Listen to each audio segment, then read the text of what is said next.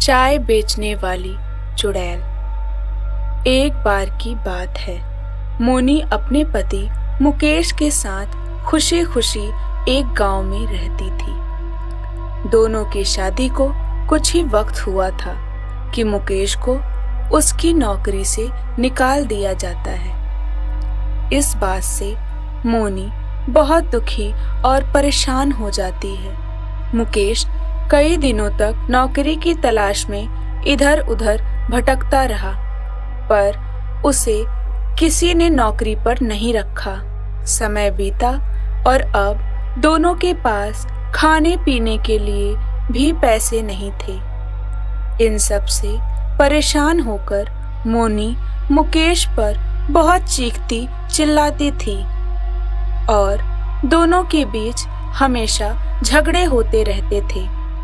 एक दिन मोनी ने मुकेश से कहा, मुकेश, मुझे पता है हमारी हालत बहुत खराब है, तो क्यों ना हम चाय की टपरी खोल लें। इससे हमारा घर भी चलेगा जब तक तुम्हें दूसरी नौकरी नहीं मिल जाती।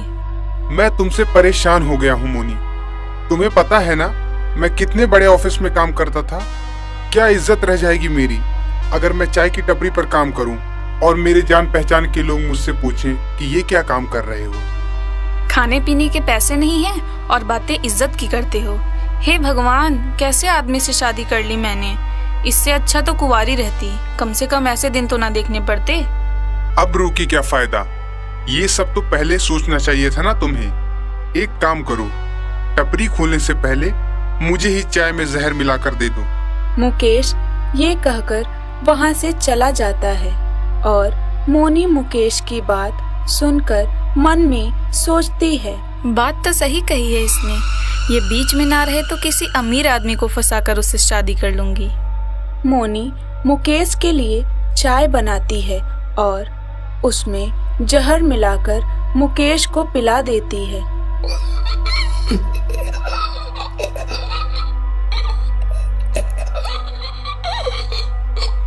मुकेश कुछ ही देर में अपना दम तोड़ देता है। अब मेरे रास्ते में कोई भी नहीं है। अब तो मैं जो मन वो कर सकती हूँ। मोनी की ये बात पड़ोसी खिड़की से सुन लेता है, जो वहीं से गुजर रहा होता है। पड़ोसी जल्दी से सारे गांव वालों को मोनी के बारे में बता देता है और सारे गांव वाले हाथ में मशाल लेकर मोनी के घर पहुंचकर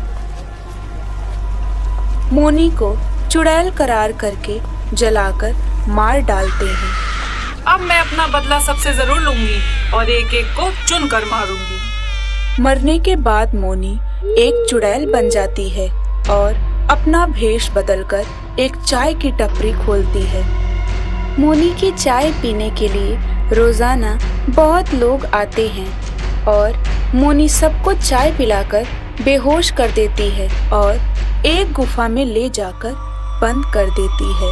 ऐसे ही गांव में से कई लोग रोजाना गायब होते गए, जिसकी खबर गांव से पुलिस के पास पहुंची। पुलिस ने सबसे पूछताछ की, पर उन्हें कोई सबूत नहीं मिला। केस इंस्पेक्टर मोहन को सौंप दिया जाता है और वो अपनी जांच पड़ताल शुरू करते हैं। एक दिन मोहन देखता है कि कुछ लोग चाय की टपरी से चाय पी रहे हैं। मोहन उन पर ध्यान नहीं देता और वहां से चला जाता है। अगली सुबह उनकी लाश रास्ते में पड़ी मिलती है। ये तो वही लोग हैं जो कल चाय पी रहे थे। मोहन को अब चुड़ैल पर शक हो जाता है और वो पुलिस की पूरी टीम को रेडी कर देता है और खुद भेष बदलकर चुड़ैल की चाय की टपरी में जाता है। मोहन चुड़ैल से काफी बातचीत करने लगता है और बातों बातों में ही मोहन की नजर चुड़ैल के पैरों पर पड़ती है, जो कि उल्टे थे। मोहन समझ जाता है कि ये चुड़ैल है। मोहन वहां से बिना चाय पिए ही चला जाता है और एक बाबा से मदद मांगता है। बाबा पुलिस वालों के साथ उस चाय की टपरी में पहुंचते हैं। चुड़ैल बाबा को देखकर अपने असली भेष में आ जाती है।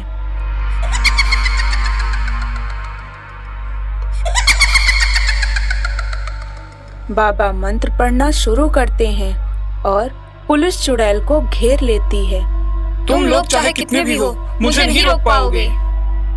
चुड़ैल एक एक करके सारे लोगों को मारना शुरू करती है।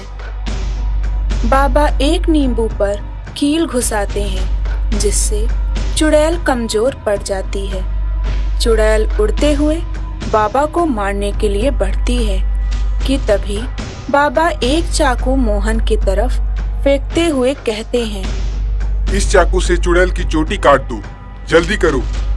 चुड़ैल बाबा पर हावी होकर बाबा के गले को दबाने लगती है।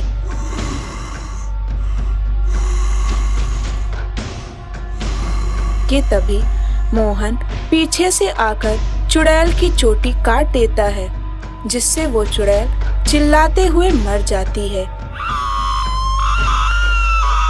और सारे लोग उस जादुई गुफा से आजाद हो जाते हैं।